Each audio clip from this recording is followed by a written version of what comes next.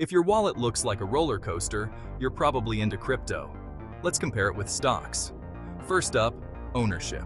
When you buy a stock, you're grabbing a slice of a company, complete with voting rights and possibly dividends. Crypto? You're getting a digital entry saying you own some digital money. Next, price volatility. Stocks are like a steady ride compared to crypto's wild waves. Stocks have been around long enough for us to gauge their value, but crypto is still the new kid on the block, making its prices swing more dramatically. Worldwide access? Crypto wins here. Anyone with internet can dive into crypto waters, while stock markets can be more exclusive.